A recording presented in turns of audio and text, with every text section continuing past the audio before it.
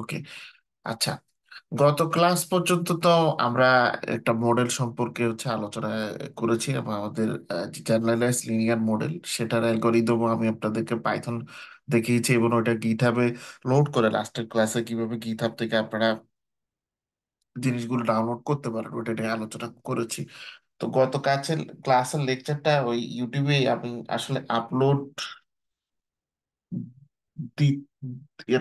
দেওয়ার ক্ষেত্রে এটা আমার একটু দেরি হয়েছে, কারণ আমার ওই কিছু কাজও আছে, ব্যস্ত হয়ে পড়ছি, যার কারণে তো আমি আজকে লেকচারটা সহ আজকে রাত্রে কিংবা আগামীকালকে, আমার এখান তো রাত্রেবেলা, আপনাদের ওখানে রাত্রে, সো আজকে অথবা আগামীকালকে আমি লোড করে দিব, আহ, মানে আপলোড করে দিব আর কি। যাই হোক, তো আজকে এখন যে এই যে মডেলগুলো আমরা দাঁড় করাই, এই মডেলগুলোর ক্ষেত্রে একটা বিষয় আপনাদেরকে খেয়াল রাখতে হবে, সেটা আমরা যখন রিয়েল লাইফে কাজ করি, মডেল আসলে যে কেউ মানে বানাতে পারে, যে কেউ বানাতে পারে বলতে মানে ধরেন আজকের যুগে তো আর্টিফিশিয়াল ইন্টেলিজেন্স বা এআই যুগ এটাকে বলা হয়, কেমন না? তো এআই আসার কারণে বলা হয়ে থাকে যে কিছু মানুষের চাকরি চলে যাবে। আবার আবার অনেকে আবার এটাও বলে থাকে, হ্যাঁ কিছু মানুষের চাকরি যাবে সেটা সত্য, বাট কিছু কিছু ক্ষেত্রে এটা কিছু অপরচুনিটিও সৃষ্টি করবে। বিশেষ করে এখনকার যুগে আমি দেখছি যে লেটেস্ট যে ইন্টারভিউ গুলো আছে, জব ইন্টারভিউতে, যেমন ছোট যারা জুনিয়র যারা আছে আর কি, মানে এদেরকে ইন্টারভিউ নেওয়ার ক্ষেত্রে আমি জিজ্ঞেস করেছি, এখন দেখলাম যে জেনারেটিভ এআই, মানে ওই যে চ্যাট জিডিপি, তারপর গুগলের যেসব আপনার চ্যাট জিপিটির মতো যে ফাংশন গুলো আছে, এই ধরনের ফাংশনালিটি নিয়ে আপনার ধারণা আছে কিনা এটা নিয়ে কিন্তু প্রশ্ন করা হয়। তো জেনারেটিভ এআই নিয়ে প্রশ্ন করা এই কারণে, কারণ যখন আপনি কাজ করবেন, কোড লিখতে গেলে আপনার ভুল ত্রুটি আসবে, এটা খুবই নর্মাল জিনিস। হ্যাঁ, তো ভুল ত্রুটি কথা নিয়ে গত ক্লাসে একটা কথা বলেছিলাম, যে আমার এক স্যার ছিল, উনি এভাবে এভাবে বলতো। তো এটা খেয়াল রাখবেন যে মানুষ যতদিন বেঁচে থাকে ভুল হবেই, মারা গেলেও ভুল শেষ, এখানেই স্টপ সবকিছু, মানে এই লাইফের জন্য স্টপ। তারপরে তো যেহেতু মানে আমরা যারা আহ, মুসলমান আছি, এবং অন্যান্য ধর্মের অনেকে যারা আছেন, সবাই বিশেষ করে যে মৃত্যুর পরে একটা লাইফ আছে।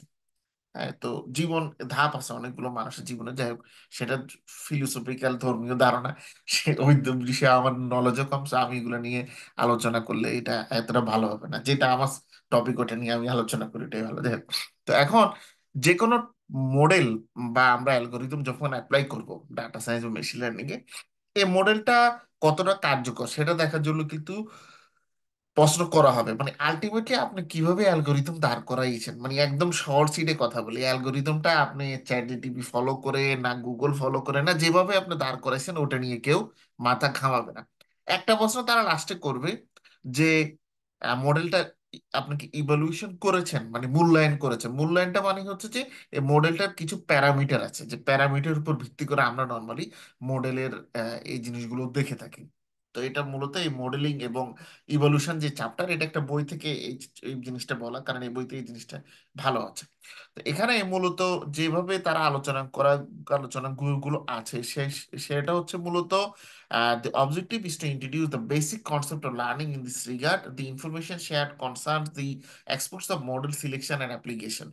It also imparts knowledge regarding how to judge the effectiveness of the model in doing a specific learning task, supervised or unsupervised, and how to boost the model performance using different tuning parameters. আচ্ছা, এখানে অনেক কথাবার্তা বলছে, এটার মোদ্দা কথা একটাই, সেটা যখন আপনারা যে কোনো ডাটা সায়েন্স বা মেশিন লার্নিং মডেল ইউজ করবেন, একটা বা কয়েকটা মডেল আমরা অ্যাপ্লাই করি, তো সবগুলো মডেল তো ডাটা সেটের ক্ষেত্রে সবভাবে ইকুয়ালি অ্যাপ্লিকেবল না।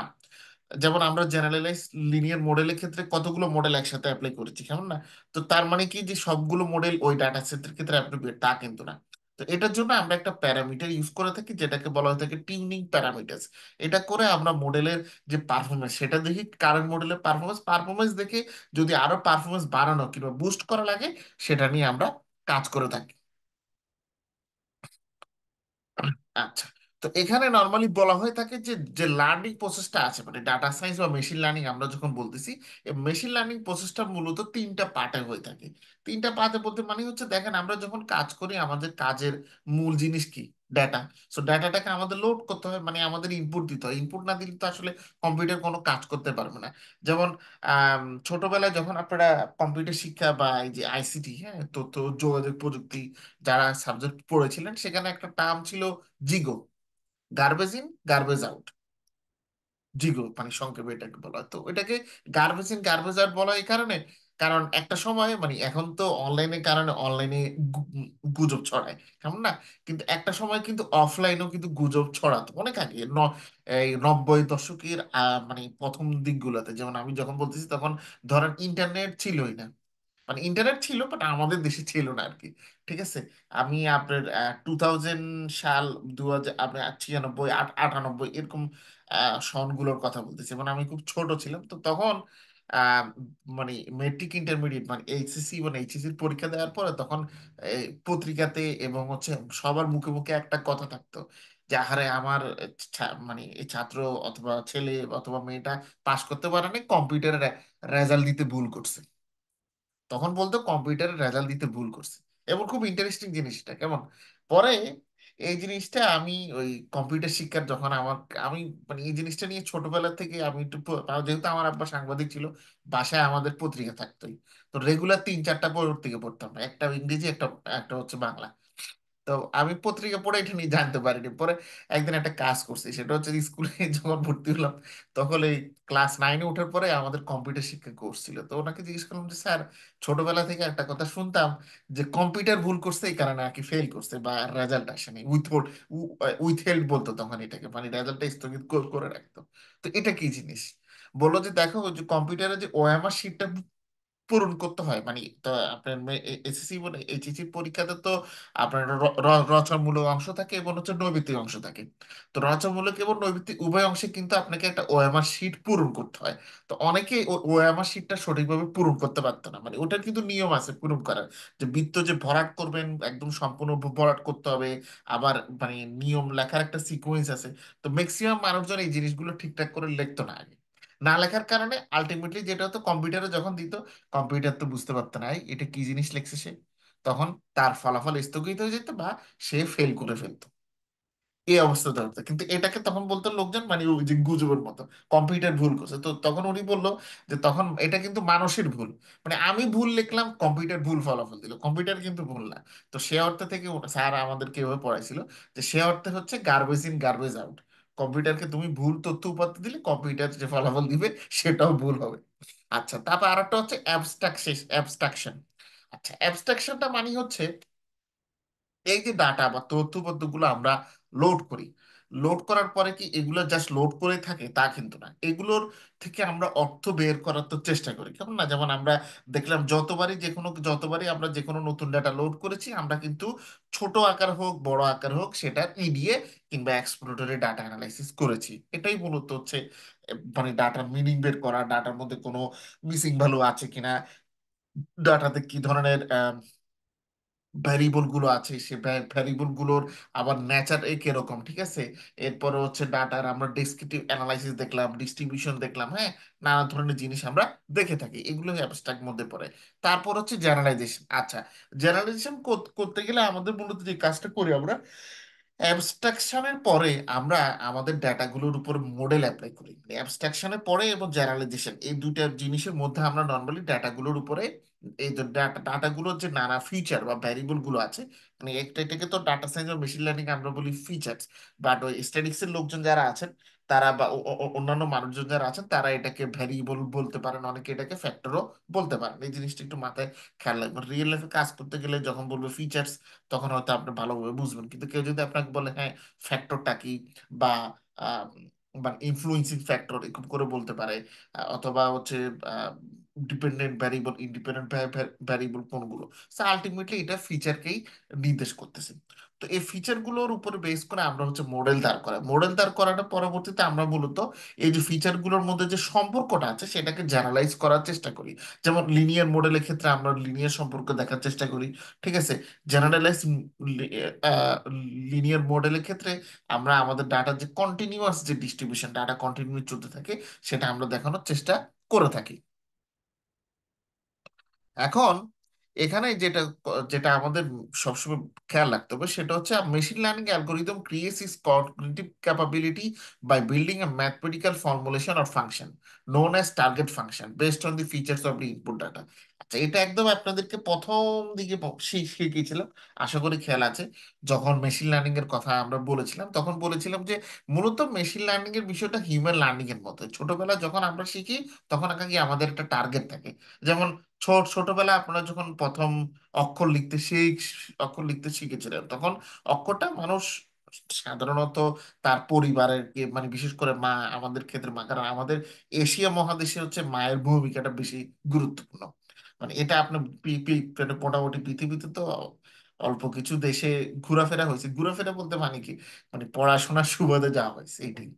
তো এশিয়ার দেশগুলোতে কিন্তু মায়ের মানে ইনফ্লুয়েন্সটা অনেক বেশি। ঠিক আছে, এবং আমার আম্মারও ইনফ্লুয়েন্সটা খুব বেশি। হ্যাঁ, আমি এখনো ইয়া করি যে প্রতি বছর ডিসেম্বর মাসে স্মরণ করি হচ্ছে আমার আম্মা হচ্ছে আমার স্কুলে, আমি তো জিলে স্কুলে ছিলাম, তো জিলে স্কুলে আহ, আমাদের ফলাফল দিতে হচ্ছে মাইকে, যারা 1 থেকে মানে 3-এর মধ্যে থাকতো ওদের নাম ঘোষণা করতো, আর বাকিদেরটা হচ্ছে শ্রেণী শিক্ষকের কাছে গিয়ে তার কাছ থেকে, ওনার কাছ থেকে মানে রেজাল্ট কার্ড সংগ্রহ করতে হতো। তো ক্লাস 4 থেকে 5-এ উঠছি। তো আমার নাম 1 থেকে 3-এর মধ্যে আসে নাই, আমি হয়েছি 16তম। হম। পরে আমি রেজাল্ট কার্ড নিয়ে আসলাম, আমার আম্মা ছিল, এই পুরো স্কুলে আমার আম্মা আমাকে ঠাস করে একটা চড় বসাই দিয়েছে, সবাই তাকে আছে এরকম করে। আসলে তখনকার সময় জিনিসগুলো খারাপ লাগতো, কিন্তু আসলে একটা জিনিস কি, এই জিনিসগুলো একটা সময় সবাই মিস করবেন, আপনারাও একটা সময় দেখবেন, এখন হয়তো দেখবেন মা বাবা কিছু বললে বলতে যে বিরক্তি লাগে। মানে এখন তো একটা সবার মধ্যে জোশ কাজ করে না, কিন্তু যখন মা বাবা থাকবে না তখন দেখবেন এই জিনিসগুলো হচ্ছে কাজ করবে। যেমন আমি রাত্রেবেলা ঘুম থেকে উঠলে আমার একটা বদ অভ্যাস হচ্ছে, আমি পানি খাই। এবং এটা নিয়ে আমার আব্বা আমাকে যতবারই আমি উঠতাম কেমনে ধরতে পারতো, উনি গালিগালাজ করতো। এখন আমি প্রতি রাতে যখন উঠি, এত বছর হয়ে যাওয়ার পর, আমার আব্বা মারা গেছে প্রায় 15 বছর হচ্ছে, তো এখনো আমার মানে মনে হয় যে উনি বকা দিতেছে, আমি এটা কানে শুনতে পাই, এরকম অবস্থা। আচ্ছা, যাই হোক। তো এখন আমরা যখন শিখি তখন তো আমাদেরকে অক্ষরগুলো আমাদের নর্মালি আমাদের যে পিতা বা কারো ক্ষেত্রে মাতা, কারো ক্ষেত্রে বড় বোনও হতে পারে অনেক বাসায়, ঠিক আছে, তারা নর্মালি এটা শিখিয়ে থাকেন। তো ওই শিখার প্রসেসটাতে কি আমাদের কিন্তু একটা টার্গেট থাকে, যেমন থাকে না যে আজকে তুমি যদি সরয় আঁকাটা ভালো করে শিখতে পারো বা সরয় সরা ভালো করে বলতে পারো, তাহলে মানে একটা গিফট আপনি পাবেন, চকলেট হতে পারে সেটা, ঘড়ি হতে পারে। ঠিক আছে, যেমন আমার ঘড়ির প্রতি খুব শখ ছিল তখন। এখন কিন্তু ঘড়ির দাম অনেক বেশি, তখন ক্যাসিওর কিছু ঘড়ি পাওয়া যেত 50 টাকা করে তখনকার সময়, আমার মনে আছে। ওই ঘড়িগুলো ইউজ করতে পারি। আচ্ছা, তো এখন তো এই ঠিক মেশিন লার্নিং এর ক্ষেত্রে এরকম একটা টার্গেট থাকে যে আমরা আসলে কি অ্যাচিভ করতে চাচ্ছি, based on features what you want to achieve. তো এটাই মূলত টার্গেট ফাংশন দিয়ে আমরা আপনার ইয়ে করে থাকি। তো এখন কথাটা হচ্ছে যে মডেল সিলেকশনের ক্ষেত্রে দেখেন আমাদের যেটা আছে যে টার্গেট ফাংশনের ক্ষেত্রে অনেক ধরনের ফাংশন আছে, যেমন কেউ বলে থাকে কস্ট ফাংশন, কেউ বলে থাকে লস ফাংশন, কেউ বলে থাকে অবজেক্টিভ ফাংশন। তো কস্ট ফাংশনটা আসলে কি জিনিস এটা একটু আমরা বোঝার চেষ্টা করি। সো কস্ট ফাংশনটা হচ্ছে helps to measure the extent to which the model is going wrong in estimating the relationship between X and Y. আচ্ছা, এটা তো বললাম ইংরেজি, এবার সহজ ভাষায় বলি। ধরেন লিনিয়ার রিগ্রেশন মডেল, হ্যাঁ, তো এটা তো আমরা শেষ করেছি। লিনিয়ার রিগ্রেশন মডেলের ক্ষেত্রে আমরা একটা দেখেছি কি, সিম্পল লিনিয়ার রিগ্রেশন, আর একটা মাল্টিপল লিনিয়ার রিগ্রেশন। এখন সিম্পল লিনিয়ার রিগ্রেশনে আমাদের একটা ইন্ডিপেন্ডেন্ট ভ্যারিয়েবল থাকে, একটা ডিপেন্ডেন্ট ভ্যারিয়েবল থাকে। মাল্টিপল লিনিয়ার রিগ্রেশনে আমাদের এক বা একাধিক হচ্ছে আপনার ডিপেন্ডেন্ট ভ্যারিয়েবল থাকে, ইন্ডিপেন্ডেন্ট ভ্যারিয়েবল থাকে, সরি, এবং একটা ডিপেন্ডেন্ট ভ্যারিয়েবল থাকে।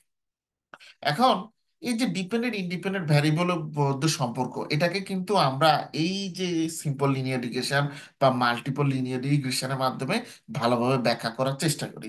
কিন্তু অনেক সময় দেখা যায় কি, এক্স এবং ওয়াই কোনটা, এটা নিয়ে আমাদের মধ্যে কনফিউশন কাজ করে। কারণ আলটিমেটলি ওই রিয়েল লাইফে যখন কাজ করবেন তখন তারা আপনাকে বলবে সিচুয়েশন, মানে আমরা এটাকে বলি বিজনেস কেস বা বিজনেস প্রবলেম বলে থাকি এটাকে নর্মালি। তো আপনাকে তারা প্রবলেম বলবে, আপনি হচ্ছে প্রবলেম সলভার হিসেবে কাজ করবেন। তো প্রবলেম সলভ যখন করবেন তখন গিয়ে আপনি হচ্ছে এই যে ডাটা সায়েন্স বা মেশিন লার্নিং যে টুলগুলো আছে এই জিনিসগুলো আপনি অ্যাপ্লাই করবেন, কেমন? এখন এখানে মজার ব্যাপারটা হচ্ছে অনেক ক্ষেত্রে দেখা যায় কি, অনেক মানুষজন এক্স এবং ওয়াই কে উল্টা করে ধরে। উল্টা করে ধরো এরকম, যে ধরেন সিম্পল লিনিয়ার রিগ্রেশনের ক্ষেত্রে যেখানে একটা ইন্ডিপেন্ডেন্ট ভ্যারিয়েবল এবং একটা ডিপেন্ডেন্ট ভ্যারিয়েবল থাকে, যেটাকে ইন্ডিপেন্ডেন্ট ভ্যারিয়েবল ধরার কথা সেটাকে আপনি ধরলেন ডিপেন্ডেন্ট ভ্যারিয়েবল, আর যেটা ডিপেন্ডেন্ট হওয়ার কথা সেটাকে আপনি সাপোজ ধরলেন ইন্ডিপেন্ডেন্ট ভ্যারিয়েবল। তখন কি হবে আলটিমেটলি, আপনার রিগ্রেশন অ্যালগোরিদম লেখা বা পাইথন কোড টোড লেখা সব ঠিক থাকবে, কিন্তু যে ফলাফলটা পাবেন সে ফলাফলটা কি আলটিমেটলি রং হবে না?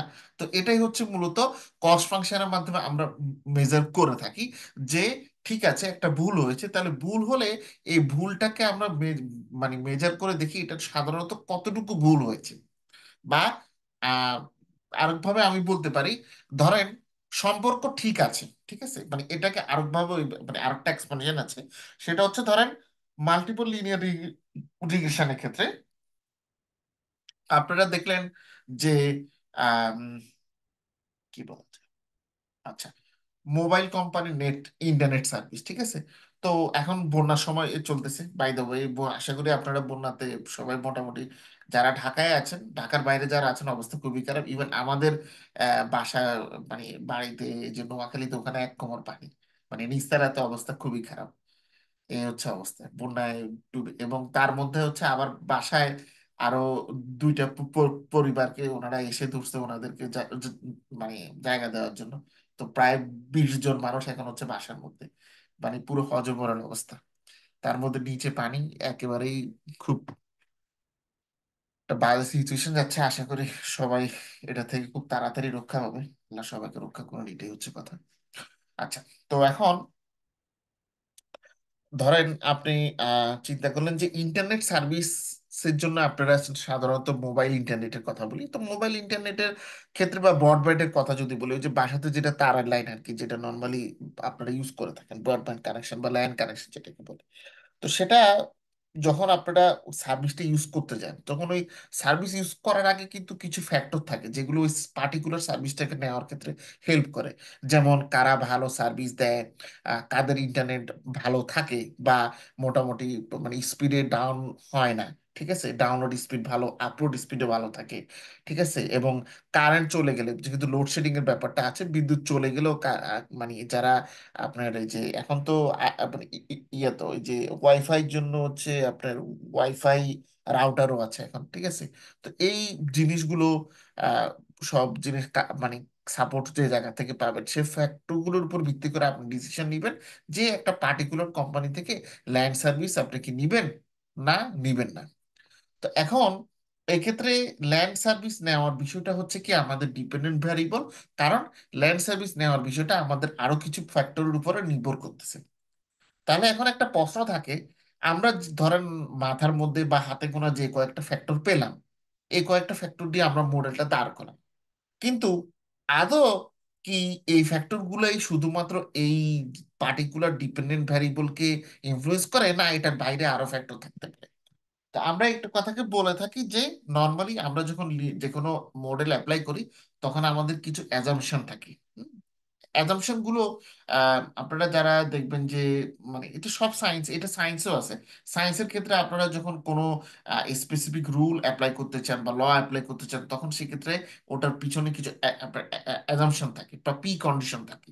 ঠিক তদ্রুপ সোশ্যাল সায়েন্সে, সোশ্যাল সায়েন্স বলতে আমি বিজনেস, ইকোনমিক্স, ফাইন্যান্স, আপনার যতগুলো সাবজেক্ট আছে এটার আন্ডারে, সেগুলো সবগুলোকে নিয়ে কিন্তু সেগুলোর ক্ষেত্রেও কিন্তু এরকম কিছু আপনার অ্যাজাম্পশন থাকে, প্রিডিফাইন্ড রুলস থাকে, যেগুলো মেনে যদি আপনি সার্টেন কাজ করেন, তাহলে আপনি সার্টেন ফলাফল পাবেন। বাট এটা যদি ব্যত্যয় ঘটে, তাহলে আপনি কিন্তু সার্টেন ফলাফল পাবেন না, এই জিনিসটা খেয়াল রাখতে হবে। তো এখন আমরা আমাদের সিচুয়েশনের ক্ষেত্রে ডিপেন্ডেন্ট এবং ইন্ডিপেন্ডেন্ট ভ্যারিয়েবলের সম্পর্ক, মানে হচ্ছে ল্যান্ড সার্ভিস নেওয়ার বিষয়টি আমার ডিপেন্ডেন্ট ভ্যারিয়েবল, এবং ল্যান্ড সার্ভিসকে আপনার ইনফ্লুয়েন্স করে এরকম বাকি বিষয়গুলো হচ্ছে আমাদের ইন্ডিপেন্ডেন্ট ভ্যারিয়েবল। আমরা একটা মডেল দাঁড় করিয়ে ফেললাম, মেশিন লার্নিং মডেল। এখন মেশিন লার্নিং মডেল দেখার পরে আমরা এটার যদি কস্ট ফাংশনটা দেখতে চাই, তখন আপনি বললেন যে আমরা এটার কস্ট ফাংশন দেখতে চাই, তার মানে আমরা মূলত মেজার করতে চাই এই যে একটা মডেল আমরা দাঁড় করলাম, এটার মধ্যে আমরা এক্স এবং ওয়াই এর মধ্যেই তো সম্পর্ক মোটামুটি দেখতে চাচ্ছি। এখন এক্স এবং ওয়াই এর মধ্যে যে সম্পর্কটা, এটার মধ্যে কতটুকু রং বা ভুল আছে, এটা আমরা বের করতে চাই কস্ট ফাংশনের মাধ্যমে বা ইরোর ফাংশনের মাধ্যমে। কস্ট ফাংশনের অপর নাম হচ্ছে ইরোর ফাংশন। তখন আমরা মূলত যে কাজটা করে থাকি, তখন আর স্কোয়ার নামে একটা বিষয় দেখবেন, আমরা আর স্কোয়ার বলে থাকি আর কি এটাকে। আর স্কোয়ার নামে একটা বিষয় আমরা কিন্তু আমাদের যখন যে কোনো মডেল যখন দাঁড় করাই, তখন সেই মডেলের ইভলিউশন প্যারামিটার হিসেবে আমরা আর স্কোয়ারের ভ্যালু ইউজ করে থাকি। তো আর স্কোয়ারের ভ্যালু মানে হচ্ছে আমরা যে এই যে ডিপেন্ডেন্ট এবং ইন্ডিপেন্ডেন্ট ভ্যারিয়েবল এক্স এবং ওয়াই এর মধ্যে যে সম্পর্কটা বের করলাম, তার এক্স ভ্যারিয়েবলের প্রতিটা পরিবর্তনের ফলে ওয়াই ভ্যারিয়েবলের মধ্যে যতটুকু পরিবর্তন হচ্ছে, সেই পরিবর্তনটাকে কত পার্সেন্ট, মোট পার্সেন্টেজ হচ্ছে 100, তাহলে 100%-এর মধ্যে কত পার্সেন্ট আমাদের মডেলটা ব্যাখ্যা করতে পারতেছে। তাহলে মোটামুটি বুঝতে পারছেন এটা অনেকটা কি পরীক্ষার মতো। পরীক্ষাতে আপনার নাম্বার থাকে 100, 100-তে আপনি যত বেশি পাবেন, 100-র মধ্যে, 100-র বাইরে কিন্তু না। এমন না যে যে পরীক্ষা দিলেন 100 নাম্বার পাইলেন 105, তা কিন্তু না। ঠিক আছে।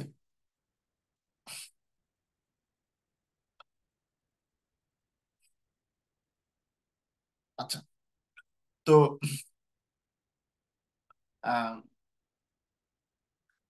100-র মধ্যে কত আপনি পেলেন, তার মানে এক্ষেত্রে আমরা বলে থাকি, মানে সহজভাবে বলার জন্য, এক্ষেত্রে যত বেশি হবে নাম্বার বা পার্সেন্টেজ, তত হচ্ছে মডেলটা আপনার ভালো।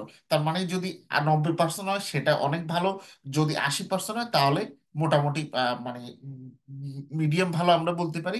আর যদি 70-80% হয় তাহলে মোটামুটি মোডারেট আমরা ভালো বলতে পারি। কিন্তু এর নিচ যখন আস্তে আস্তে যেতে থাকবে, তখন মডেলটা আস্তে আস্তে তার সিগনিফিকেন্স যেটা বা সেটা সে হারাতে থাকবে, বা আমরা বলবো যে এক্ষেত্রে যে ইন্ডিপেন্ডেন্ট ভ্যারিয়েবল এক্স এর পরিবর্তনের ফলে ডিপেন্ডেন্ট ভ্যারিয়েবল ওয়াই এর যে পরিবর্তন হচ্ছে, সেটাকে মডেলটা ভালো করে ব্যাখ্যা দিতে পারছে না। এটা হচ্ছে একটা আপনার ইভলিউশন প্যারামিটার। তারপর হচ্ছে লস ফাংশন। লস ফাংশন বিষয়টা দেখেন, loss function is almost synonymous to the cost function. Only difference being loss function is usually a function defined on a data point, while cost function is for the entire training data set. আচ্ছা, এখানে কথাটা খুব important. একটা হচ্ছে loss ফাংশনটা হচ্ছে data পয়েন্টের জন্য, আর কস্ট ফাংশনটা হচ্ছে এন্টায়ার ট্রেনিং ডেটা সেটের জন্য। আচ্ছা, তাহলে এখন আপনি বলতে পারেন যে পুরো ডেটা সেট না দিয়ে কেন ট্রেনিং ডেটা সেটটা বলেছি। তো আমরা গত 2-3টা ক্লাস আগে আপনাদেরকে একটা কথা বলেছিলাম যে মেশিন লার্নিং মডেল যখন আমরা অ্যাপ্লাই করে থাকি, তখন আমাদের একটা মানে কমন নর্ম আমরা বলতে পারি, এটা যে একদম খুব মানে স্ট্রিক্ট স্ট্রিক্ট রুল বা খুব হার্ড রুল আপনাকে মেনে চলতে হবে তা না। বাট নর্মালি একটা কমন নর্ম হচ্ছে বা সাধারণ পদ্ধতি যেটা মোটামুটি সবাই মেনে চলে না, সেটা হচ্ছে যে আমরা নর্মালি আমাদের যতটুকু ডেটা সেট থাকে, সেই ডেটা সেটের আমরা 70%, মিনিমাম 70% হচ্ছে আমরা ট্রেন করি, বাকি 30% ডাটার উপরে আমরা হচ্ছে টেস্ট করে থাকি। 70-30, আবার এটা 90-10 হচ্ছে আমরা এই রেশিওটা হতে পারে। তো মানে আমরা আমাদের ডাটা সেটকে মূলত মডেলটা দাঁড় করানোর সময় আমরা দুইটা ভাগে ভাগ করি, একটা হচ্ছে ট্রেনিং ডাটা সেট আর একটা হচ্ছে কি টেস্ট ডাটা সেট। তো ট্রেনিং ডাটা সেটের ক্ষেত্রে কস্ট ফাংশনটা থাকে, মানে ওভারঅল ট্রেনিং ডেটা সেটটা আমাদের যে সম্পর্কটাকে কেমন ব্যাখ্যা করছে সেটার জন্য আমরা ইউজ করে থাকি লস ফাংশন। ওকে। আর সরি, কস্ট ফাংশন। আর লস ফাংশনটা ইউজ করে থাকি আমরা ডাটা পয়েন্টের ক্ষেত্রে। এখন এটা কি জিনিস loss function, data point? Data পয়েন্টের ক্ষেত্রে মূলত এই জিনিসটা আমরা বুঝাতে চাচ্ছি যে আমাদের যে ইন্ডিভিজুয়াল যে ফিচারগুলো আছে, মানে আমাদের ডিপেন্ডেন্ট ভ্যারিয়েবলস আছে, আমাদের ইন্ডিপেন্ডেন্ট ভ্যারিয়েবল আছে। তো এদের প্রত্যেকটা যে ডাটা পয়েন্ট আছে, এদের মধ্যে কিছু বিচ্যুতি আছে যে জিনিসগুলো আমরা দেখার চেষ্টা করে থাকি, এবং এগুলো আমরা নর্মালি লস ফাংশন দিয়ে আমরা দেখার চেষ্টাটা করে থাকি। আরেকটা বিষয় আছে যেটা হচ্ছে অপটিমাইজেশন প্রবলেম। আচ্ছা, অপটিমাইজেশন কি? অপটিমাইজেশন মানে হচ্ছে এটা এক ধরনের গোল আমরা বলতে গেলে অবজেক্টিভ। অপটিমাইজেশন আরেকটা নাম হচ্ছে অবজেক্টিভ ফাংশন বা অপটিমাইজেশন ফাংশনকে, অপটিমাইজেশনকে আমরা যেভাবে হচ্ছে রূপ দিয়ে থাকি সেটা হচ্ছে অবজেক্টিভ ফাংশন। মানে মূলত অপটিমাইজ, কোনো কিছু অপটিমাইজ করতে হলে আমরা আপনার অবজেক্টিভ ফাংশন ইউজ করে থাকি। তো অবজেক্টিভ মানে হচ্ছে আমরা জানি এটা হচ্ছে কোনো লক্ষ্য বা কোনো উদ্দেশ্য, মানে গোল। তো এখন অবজেক্টিভ ফাংশনের উদ্দেশ্য হচ্ছে যে কোনো একটা গোল অ্যাচিভ করা। যেমন আপনি এভাবে বলতে পারেন যে আমরা চাচ্ছি আগামী বছর আমাদের কোম্পানির বা ব্যাংকের মুনাফা 10% বৃদ্ধি করতে। তো সেটা হচ্ছে আপনার একটা কি লক্ষ্য অথবা হচ্ছে একটা গোল। কেমন? এখন মেশিন লার্নিং এর ক্ষেত্রে আমরা বলে থাকি যে machine learning is is essentially optimisation problem. এটা খুব বড় একটা স্টেটমেন্ট। সেটা হচ্ছে মেশিন লার্নিং এর ক্ষেত্রে আলটিমেটলি আমরা কি করে থাকি, মডেল বানাই। কিন্তু মডেল বানানো গেলে কিন্তু এখানে শেষ হয়ে যাচ্ছে না। আমরা চাচ্ছি নানা ধরনের যে অ্যাভেলেবল মেশিন লার্নিং মডেলগুলো আছে সেগুলো অ্যাপ্লাই করে সর্ব সর্বোত্তম যে মডেল এই ডাটা সেটের জন্য সে মডেলটাকে বাছাই করা। ঠিক আছে। তার মানে হচ্ছে এক্ষেত্রে আমাদেরকে একটা গোল আছে। এই গোল থাকাটার কারণেই যে কোনো মেশিন লার্নিং পৃথিবীতে আপনি যে কোনো ডেটা সেট নিয়ে কাজ করেন, যে কোনো মেশিন লার্নিং মডেল অ্যাপ্লাই করেন, আলটিমেটলি কিন্তু আপনার সবসময় গোল এটাই থাকবে যে একটা মডেল দাঁড় করিয়ে আমার ডেটা সেটটাকে ব্যাখ্যা করা, এবং এই ডেটা সেটটাকে যে মডেলটা সবচেয়ে ভালোভাবে এক্সপ্লেন করতে পারবে সেটাই হচ্ছে আমাদের জন্য পারফেক্ট মডেল। এখন আবার এই মডেল মানে কেউ হচ্ছে ওই যে মানে অভিনয় টু অভিনয় যে করে ওরকম মডেল মনে করেন না। হ্যাঁ, ঠিক আছে। যেমন এই যে কয়দিন আগে বুটকি হাতে বাঁধন দাঁড়ায় ছিল, ঠিক আছে, ওর ছবি অনেক জায়গায় আসছে, নেটে অনেকে দিছে, ওরকম কিন্তু না। আচ্ছা, যাই হোক, machine learning is an optimisation problem, তাহলে এটা হলো।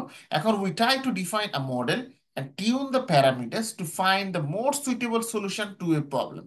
আচ্ছা, এরপর লাইনটাতে বলেছে যে আমরা প্রথমে মডেলটাকে ডিফাইন করি।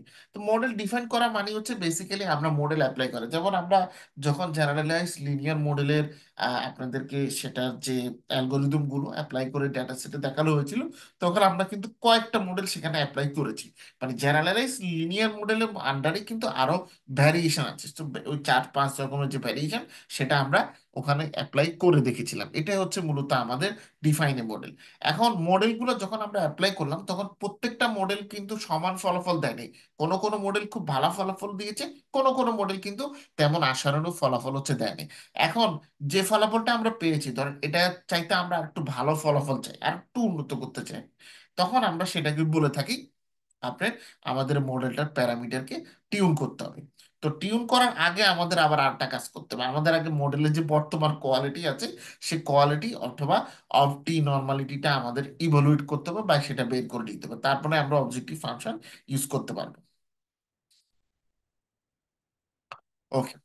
আচ্ছা, এখানে এখন দেখবেন যে এবার আমরা যত রকম মেশিন লার্নিং মডেল অ্যাপ্লাই করব সেটাকে আমরা মূলত তিনটা মেইন ক্লাসিফিকেশনের আন্ডারে, মানে যত মেশিন লার্নিং মডেল বা অ্যালগোরিদম আমরা অ্যাপ্লাই করব সেটাকে মূলত তিনটা মেন ক্যাটাগরির আন্ডারে আমরা রাখতে পারি। একটা হচ্ছে সুপারভাইজ মেশিন লার্নিং, একটা আনসুপারভাইজ মেশিন লার্নিং, আর একটা হচ্ছে আমাদের রেইনফোর্সমেন্ট লার্নিং। তো এটা নিয়ে আমরা আরো আগেও আলোচনা করেছিলাম, এখন আর নতুন করে আলোচনা করবো না।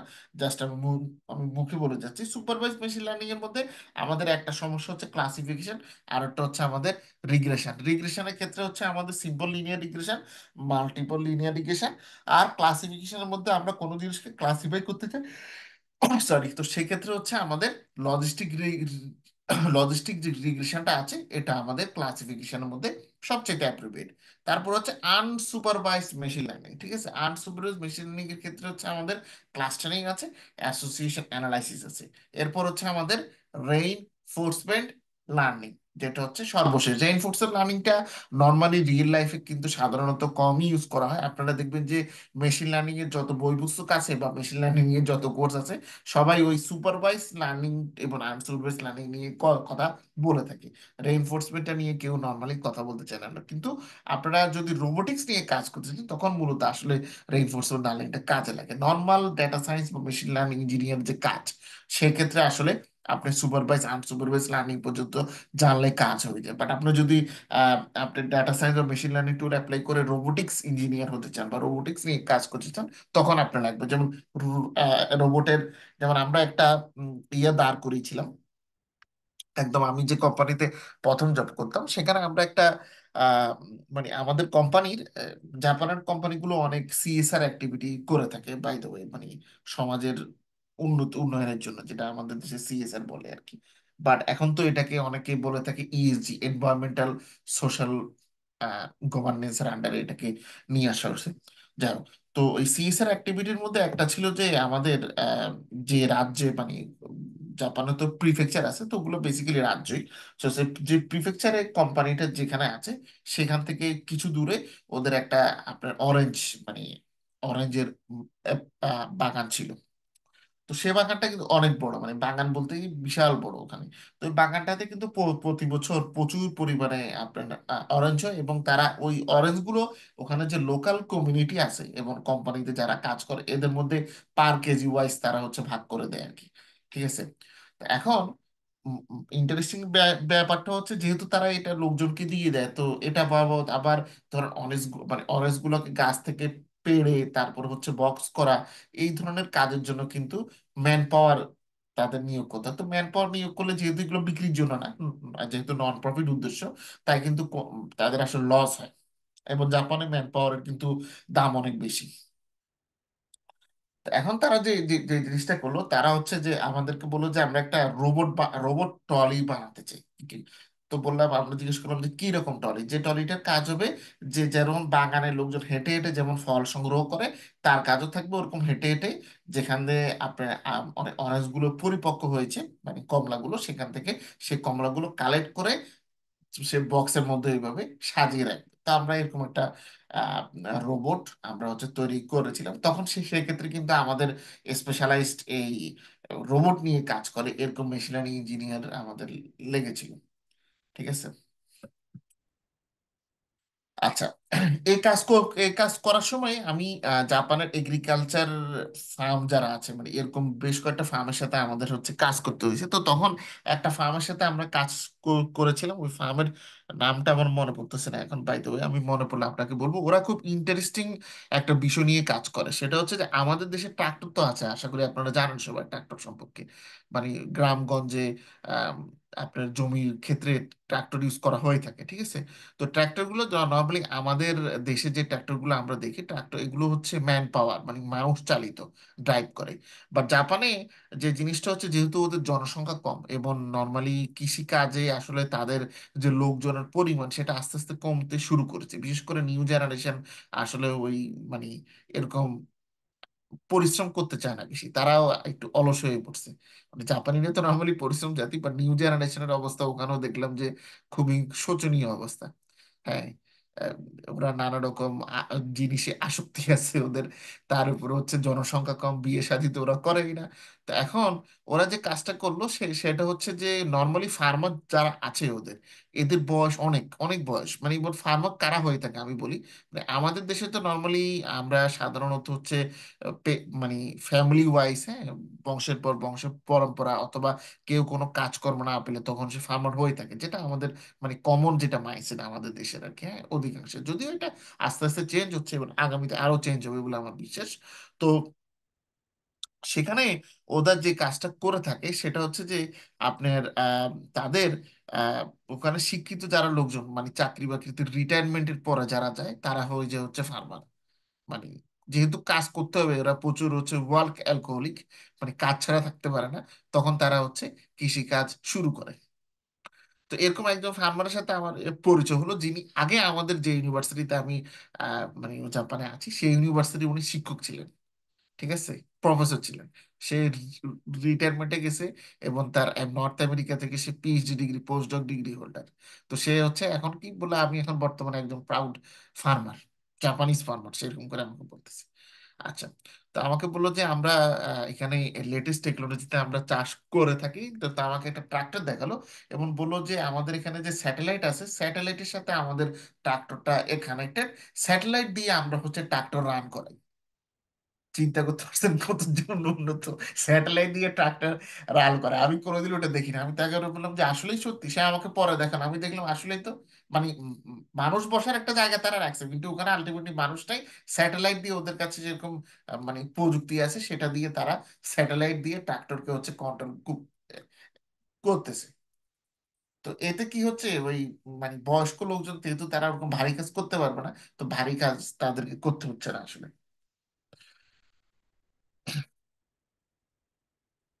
আচ্ছা, তারপরে আমরা আসলাম প্রেডিক্টিভ মডেলস এর ক্ষেত্রে। তো models for supervise machine learning আর প্রেডিক্টিভ মডেলস, মানে সুপারভাইজ মেশিন লার্নিং এ আমরা নর্মালি যে ধরনের মেশিন লার্নিং মডেলগুলো নিয়ে কাজ করে থাকি সেই তাদেরকে বলা হয়ে থাকে প্রেডিক্টিভ মডেলস। তো প্রেডিক্টিভ মডেলস মানে হচ্ছে এদের, মানে এদের মাধ্যমে আমরা কোনো কিছুকে, যেহেতু প্রেডিক্টিভ, প্রেডিক্ট মানে কি ব্যাখ্যা করা বা আপনার কোনো কিছুর আহ, আপ- আপ- মানে কোনো কিছু আগামী দিনে কি হতে পারে সেটাকে এক ধরনের অনুমান করা। তো অনুমান নিয়ে আমি মনে হয় আপনাদেরকে একদিন একটা কথা বলেছিলাম, একটা হচ্ছে এডুকেটেড গেসিং আর একটা হচ্ছে আনএডুকেটেড গেসিং। ঠিক আছে, তো এডুকেটেড গেসিং এটা এটা এডুকেটেড গেসিং এর মধ্যে পড়ে। তো এক্ষেত্রে আমরা যে কাজটা এক্ষেত্রে আমরা করে থাকি সেটা হচ্ছে আমরা কোনো কিছুকে কোনো একটা সার্টেন ভ্যালু বা কে আমরা বা কোনো একটা কিছুকে আমরা আগামী দিনে সেটা কেমন হতে পারে এটা আমরা ব্যাখ্যা করার চেষ্টা করে থাকি এই ধরনের সুপারভাইজ মেশিন লার্নিং বা প্রেডিক্টিভ মডেলের মাধ্যমে। তার মানে এখানে আমাদের যে লার্নিং মেশিন লার্নিং মডেলটা আছে সেটা মূলত আমাদের যে টার্গেট ফিচার আছে এবং যে প্রেডিক্টর ফিচার আছে এই দুইটার মধ্যে সম্পর্ক তৈরি করে। এখন আপনাদের মনে প্রশ্ন থাকতে পারে টার্গেট ফিচার কি জিনিস আর প্রেডিক্টর ফিচার কি জিনিস। যাই হোক, মূলত এটা ডিপেন্ডেন্ট এবং ইন্ডিপেন্ডেন্ট ভ্যারিয়েবলের মধ্যে সম্পর্ক তৈরি করে।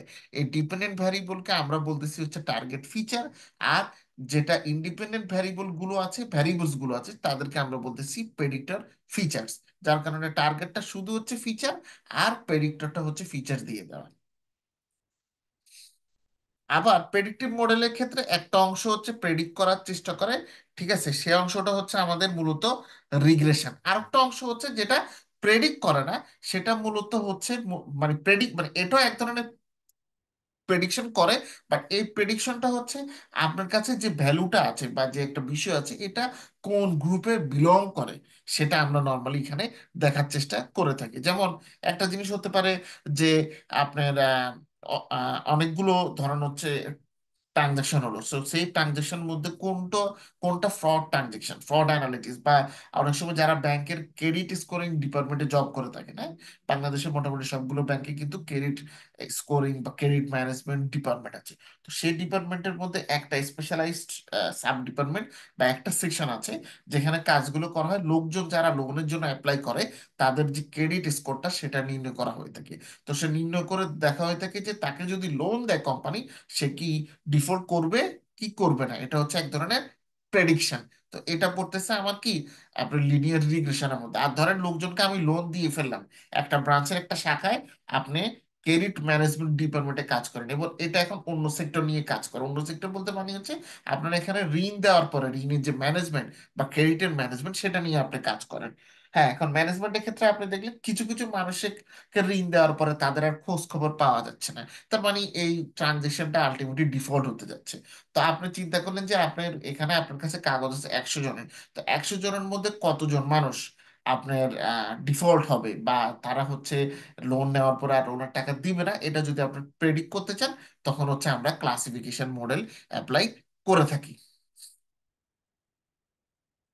আচ্ছা, তারপর হচ্ছে ডেসক্রিপটিভ মডেল। ডেসক্রিপটিভ মডেলটা হচ্ছে আমাদের নর্মালি আমরা যে আনসুপারভাইজ যে লার্নিং গুলো আছে আনসুপারভাইজ মেশিন লার্নিং অ্যালগোরিদমের ক্ষেত্রে আমরা আমাদের এই ডেসক্রিপটিভ মডেল গুলো ইউজ করে থাকি। মানে আনসুপারভাইজ লার্নিংকে আমরা আরো কথা ডেসক্রিপটিভ মডেলসও বলতে পারি। তো ডেসক্রিপটিভ মডেলের ক্ষেত্রে আমরা যে জিনিসটা বুঝে থাকি যে এখানে কোনো কিছু ডেসক্রাইব করার চেষ্টা করা হচ্ছে, ডেসক্রিপটিভ, হ্যাঁ, বর্ণনা করাটা। তো এখানে মূলত আমরা কি করি, আমাদের তো যে ডেটা সেটটা থাকে, তো আমরা এখানে মূলত ডেটা সেটটাকে ব্যাখ্যা করার চেষ্টা করে থাকি, অথবা যে ডেটা সেটটা আছে সেটাতে সেটার মধ্যে কি কি এমন ইনার মিনিং আছে সেটাকে আমরা এক্ষেত্রে বোঝার চেষ্টা করে থাকি। তাই এই ক্ষেত্রে দেখা যায় যেহেতু আমরা শুধু ডেসক্রাইব করার বর্ণনা করে বোঝার চেষ্টা করে থাকি ডেসক্রিপটিভ মডেল বা আনসুপারভাইজ লার্নিং এর ক্ষেত্রে, তাই কিন্তু এই ক্ষেত্রে কোনো টার্গেট ফিচার থাকে না। হুম, এক্ষেত্রে কিন্তু কোনো টার্গেট ফিচার থাকে না, মানে এখানে ফিচার থাকবে এবং সবগুলোই হচ্ছে আমাদের ফিচার্স বা ইনপুট ফিচার্স, কিন্তু আলাদা করে কিন্তু এখানে কোনো টার্গেট ফিচার আপনার নেই।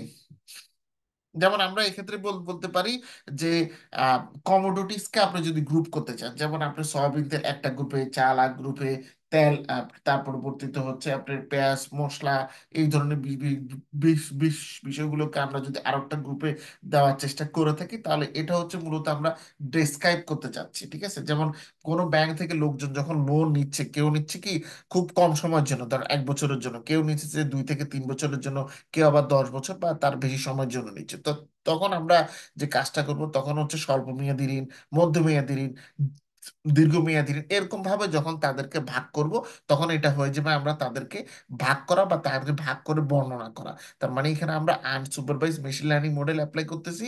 এটা হচ্ছে আমার ডেসক্রিপটিভ ভাবে এদেরকে ব্যাখ্যা করতেছি। এবার এটা হচ্ছে ক্লাস্টারিং অ্যালগোরিদম মূলত। মানে আমরা ডেসক্রিপটিভ মডেলের ক্ষেত্রে যখন হচ্ছে সিমিলার আপনি ডাটা ইনস্ট্যান্ট থাকবে, মানে সিমিলার ডাটা ইনস্ট্যান্ট থাকবে এবং তাদের সিমিলার ভ্যালু হচ্ছে থাকবে, বাট ফিচারগুলো যখন ডিফারেন্ট হবে, তখন সেক্ষেত্রে আমরা ক্লাস্টারিং মডেলটা ইউজ করে থাকি। ঠিক আছে। ওকে, আজকে এতটুকু পর্যন্তই রাখি আমি তাহলে। বাই দ্য ওয়ে, ফয়সাল ভাই আসলে উনি দেখে আবার চলে গেছে। আচ্ছা, আপনাদের কারো কোনো কোশ্চেন থাকলে বলতে পারেন। আমাদের এখানে শাকিল সাহেব আজকে অনেকদিন পর এসেছেন মনে হচ্ছে।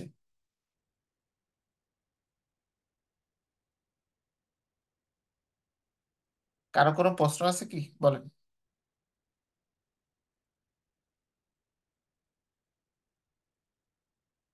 আর এইভাবে সাইলেন্ট হয়ে থাকলে হবে? কোনো কোশ্চেন নেই? জি বলেন। আসসালামু আলাইকুম স্যার। আমাদের কি আহ, এখন কি আর কোনো রকম অ্যানালাইসিস এর পার্ট বাকি আছে, নাকি হ্যাঁ আমরা হ্যাঁ, যে আছে কয়টা তো, ক্লাস আছে আছে আছে, অবশ্যই থিওরিটিক্যাল বাদ আছে। পড়াগুলো দেখবো?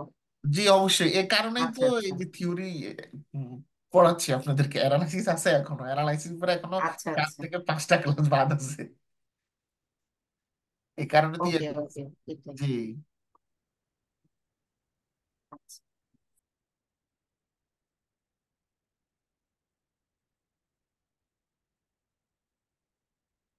আসলে প্রত্যেকটা মানে আমি হচ্ছে একেবারে থিওরি গুলো না পড়িয়ে প্রত্যেকটা ক্লাসের আগে সে ক্লাসের সাথে যে থিওরি গুলো রিলেটেড সেটা নিয়ে আলোচনা করতেছি। এবং এটার কথা কিন্তু প্রথম দিকে ক্লাসে ছিল, এরকম একজন বলেছিলেন, আপনারা বেশ কয়েকজন বলেছিলেন।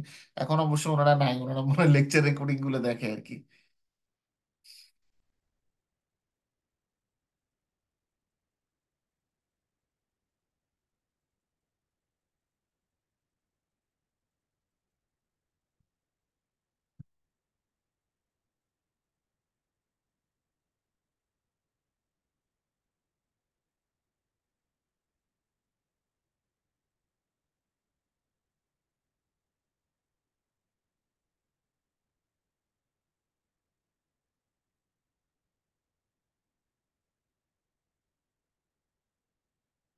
ওকে, তাহলে আপনাদের যদি কারো কোশ্চেন না থাকে।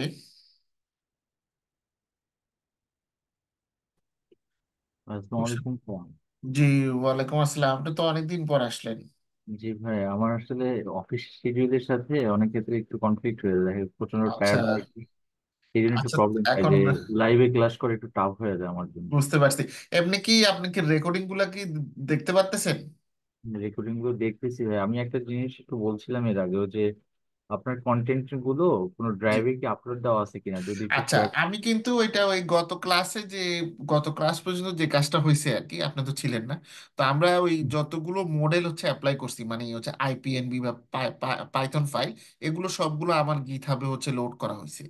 আর যে ম্যাটেরিয়ালস গুলো লোড করতেছি, ম্যাটেরিয়ালস গুলো আসলে কোথাও এখন পর্যন্ত হচ্ছে লোড করা হয়নি, বাট গিটহাবে আমার মনে হয় এগুলো লোড করা যাবে।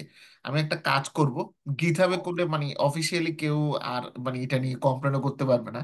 ঠিক আছে, যে উনি মানে লাইসেন্স করা ম্যাটেরিয়াল ছেড়ে দিচ্ছে বা এরকম সামথিং।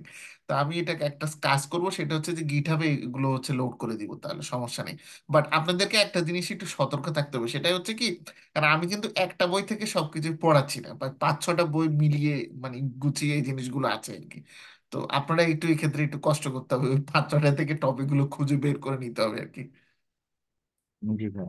আচ্ছা, এই তো। সমস্যা নেই, আমি ওইটা ইয়া করে দিব, ওইটা লোড করে আমি অলরেডি গত ক্লাসে এটা ওই গিথাবের বিষয়টা দেখিয়েছিলাম যে আপনারা কিভাবে ইউজ করবেন, কিভাবে ডাউনলোড করতে হবে ওখান থেকে, এই বিষয়টা গত ক্লাসে আলোচনা করছি আর কি। রেকর্ডিং দেখে নিয়েন আর কি, তাহলে আপনার ক্লিয়ার হয়ে যাবে আশা করা যায়। আর ভাই ওই যে গিটহাবের লিঙ্কটা একটু প্লিজ একটু দেওয়া যাবে আবার? হ্যাঁ, অবশ্যই অবশ্যই দেওয়া যাবে। আমি এটা আপনাদেরকে মেইলই করে দিব, এখন ক্লাস শেষ হলে আমি ক্লাসের পরে মেইল করে দিব একটু মেইলটা ওকে। আপনি। ক্লাস তো শেষ হচ্ছে প্রায় বাংলাদেশ সময় এখন মনে হয় কটা বাজে? 11টা 10 বাজে। 11টা 10 বাজে, তো 11:30টার মধ্যে চেক করেন, মেইলে পেয়ে যাবেন ইনশাল্লাহ। ওকে। জি, রিসার্চ গুলোর লিঙ্কও ভাই ওই মেইলে দিলে বেটার হবে ভাই। আচ্ছা, রিসোর্স গুলো আমি এখনো গিটহাবে লিঙ্কে আপলোড দিইনি। আমি গিটহাবে এমনি যে ফোল্ডারে আপনাদের ফাইলগুলো আছে আমার দিয়ে দিব। মানে আমার গিটহাবে যত ম্যাটেরিয়ালস আছে আপনারা ইউজ করতে পারবেন, এটা হচ্ছে মেইন জিনিস। জি, কোনো থ্যাংক ইউ। সমস্যা নাই। এগুলো thank you so publicly much. Open করা, আপনারা এগুলো ইউজ করেন, আপনাদের নামে চালাই দেন, কোনো সমস্যা নাই। আচ্ছা, আমি বই পুস্তকগুলো আমি তাহলে আলাদা ওই গিটহাবে আলাদা একটা ফোল্ডার ওপেন করে পিডিএফ ফাইল লোড দেওয়া যায়। আমি এই পিডিএফ ফাইলগুলো লোড করে দিব যদি আজকে পারি। আজকে আমার এখানে যদিও রাত হয়ে গেছে, বাট যদি পারি, কারণ এরপর আপনাদের ক্লাস শেষ করে আমাকে আবার রান্না করতে হবে। ভাই একটা কোশ্চেন ছিল ভাই, করবো? বলেন, বলেন, বলেন। একটু এই পড়াশোনার বাইরে যে আহ, আপনি তো এরকম মডিউল গুলো সাধারণত ট্রেনার হিসেবে ইয়া করেন, তো জি, সেক্ষেত্রে অন্য যদি কোনো প্রতিষ্ঠান যদি আপনাকে হায়ার করতে চায়, জি। হ্যাঁ, সেক্ষেত্রে কি ভাইয়া সুযোগ আছে কিনা? সুযোগ বলতে অন্য কোনো প্রতিষ্ঠান হায়ার করতে কি, মানে কারো আন্ডারে, যেমন বিডিএস এর সাথে আমার সাথে যে চুক্তিটা, এটা এ অগস্টে শেষ হয়ে যাচ্ছে। আমি আর জি। ওখানে আর ক্লাস নিব না আর কি, কারণ আমি আসলে ব্যস্ত হয়ে পড়ছি, বুঝছেন। আমি টাইম দিতে পারি না, আমার দ্বারা প্রতি মাসে আর মানে এরকম করে ব্যাচ ওপেন করাটা ডিফিকাল্ট। তবে হ্যাঁ, নতুন কোনো প্রতিষ্ঠান থেকে যদি এরকম প্রপোজাল থাকে তাহলে অবশ্যই সেটা আমি কনসিডার করব। অবশ্যই, কেন না। ঠিক আছে ভাইয়া, তাহলে এরকম ইয়ে থাকলে মানে আমি নিজে হচ্ছে কনসালটেন্সি ফার্মে জব করি, তো আচ্ছা। এরকম ক্ষেত্রে দেখা যায় যে অনেক ক্ষেত্রে মেশিন লার্নিং নিয়ে যেহেতু বাংলাদেশের কন্টেক্সটটা বাড়তেছে, জি, অনেক ক্ষেত্রে তারা যারা ট্রেনার আছেন বা জি। রিসার্চ পার্সন আছেন তাদেরকে হায়ার করা হয় আর কি। ওকে, সমস্যা তো নেই, এরকম আপনি কোনো আমার কথা মডিউলের জন্য বলতে পারেন। আপনাকে, জি। জি, অবশ্য অসুবিধা নেই, কোনো সমস্যা নেই। আপনি আমার কথা বলতে পারেন। আমি সেক্ষেত্রে ধরেন ফ্রাইডেতে বা স্যাটারডেতে হয়তো ক্লাস নেওয়া যাবে, কারণ স্যাটারডেতে আমাদের দেশেও বন্ধ হয়, যদিও বাইরে স্যাটারডে মানে শুক্রবারে বাইরের দেশে আমি যেখানে আছি এখানে শুক্রবার বন্ধ নেই, বাট শনিবার এবং রোববার বন্ধ। তো শনিবারে সেক্ষেত্রে একটা কমন টাইম আছে আমাদের, মানে সব জিনিস মিললে ক্লাস নেওয়ার চিন্তা করা যেতেই পারে।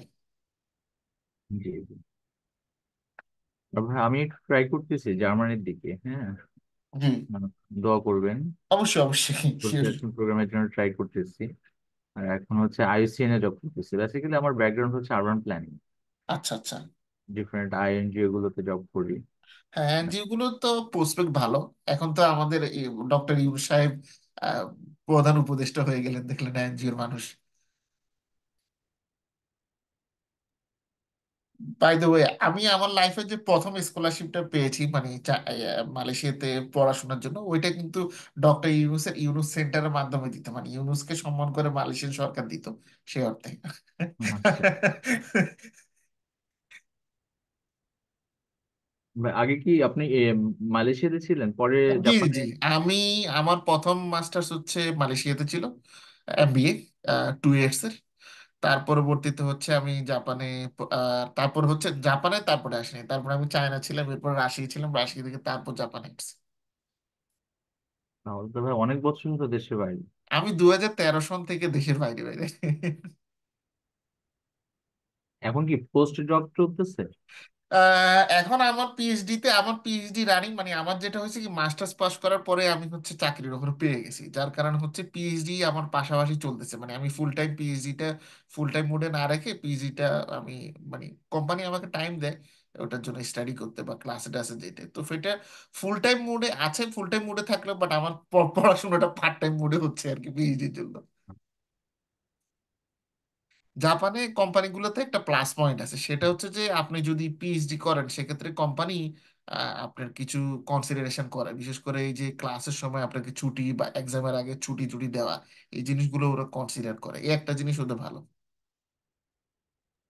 আচ্ছা। যদিও সব কোম্পানি ওরকম করে না।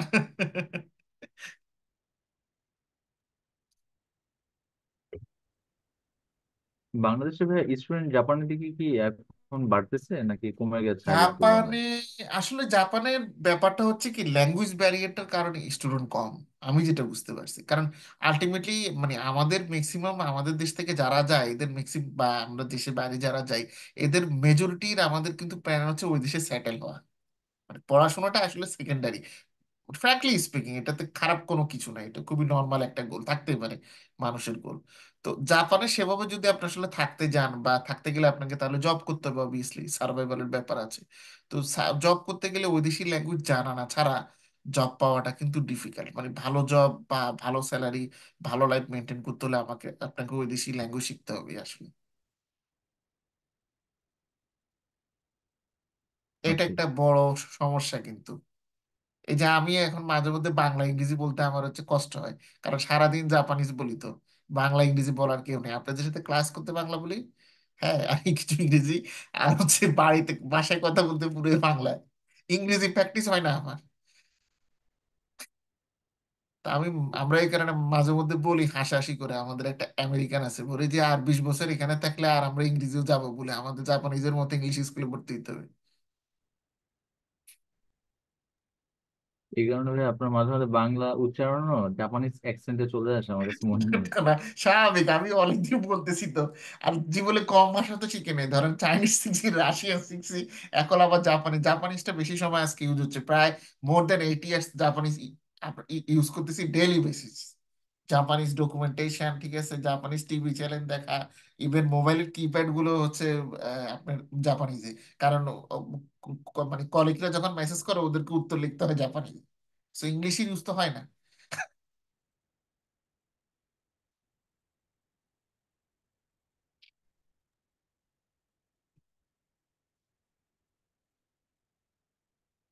ওকে, তাহলে আর যদি কারো কোনো কোশ্চেন না থাকে আমরা এখানেই আসলে ক্লাস রাখতে পারি। জি বলেন, আপনার কোনো আর কোশ্চেন আছে কি আর? না ভাইয়া, আচ্ছা, ঠিক আছে করছি তাহলে। না। আর আমি হচ্ছে মেল সেন্ড করে দিচ্ছি ক্লাস শেষে। আপনারা হচ্ছে গিটহাব লিঙ্ক দিয়ে ওইটা, তবে এখানে এখনো কিন্তু ওই ইয়ার আপনার পিডিএফ ফাইলগুলো লোড দেওয়া হয় না, এগুলো আমি এই সপ্তাহে লোড করে দিব। তো তখন আপনারা ডাউনলোড করে নিতে পারবেন, কারণ যেহেতু পাবলিক করা, সো অল ম্যাটেরিয়ালস আপনারা ডাউনলোড করে ইউজ করতে পারেন, কোনো সমস্যা নেই। ওকে। ওকে, ওই তাহলে লিঙ্কে সবাই, বারবার আপডেট করে আমরা এক্সপ্লোর করে দেখতে পারবো যে আসলে। কোনো সমস্যা নেই ওখানে। আপনাদের ক্লাস ছাড়াও আমার অন্যান্য কিছু প্রজেক্টের ইয়ে আছে, যেটা আমি লাস্ট ক্লাসে দেখেছি, আমি বলছি যে ওগুলো আপনারা আপনাদের নামে চালাই দিতে পারবেন, কোনো সমস্যা নাই, ডাউনলোড করে। কারণ ওগুলো তৈরি করা আছে, ঠিক আছে, রেডিমেড, আপনাদের সিভিতে খালি গিটহাবে আমার থেকে ডাউনলোড করবেন, আপনাদের মানে গিটহাব রেপোর্টে লোড করবেন, করে ব্যাস সিভিতে আপনারা দিয়ে দিবেন যে এরকম প্রজেক্ট করছি, এটা এটা এটা এটা শেষ। ওরা তো আর এত কিছু দেখবে না, ওরা গিটহাব লিঙ্কই দেখবে।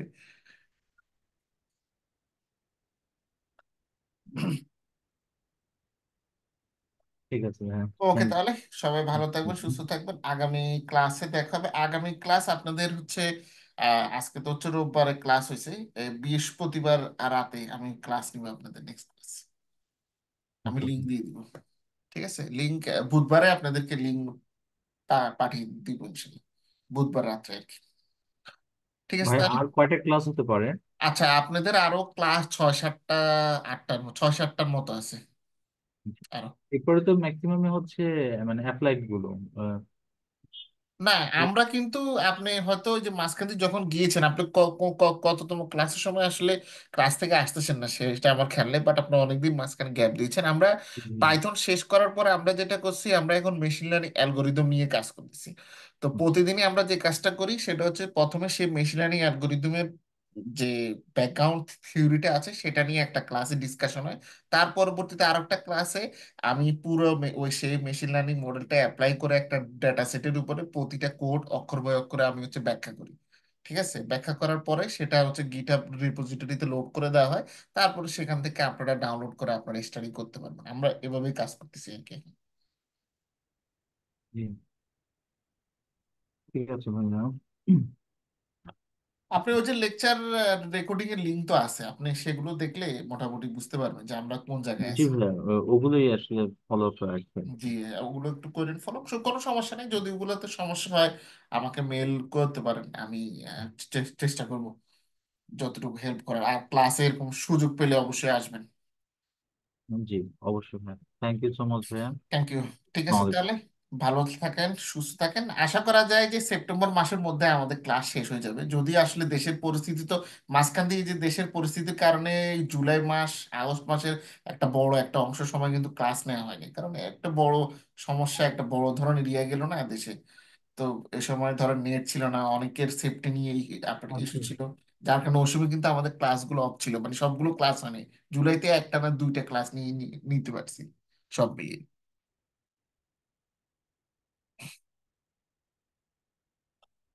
ওকে, তাহলে সবাই ভালো থাকবেন, সুস্থ থাকবেন, নেক্সট ক্লাস দেখা হবে, আল্লাহ হাফিজ, বাই।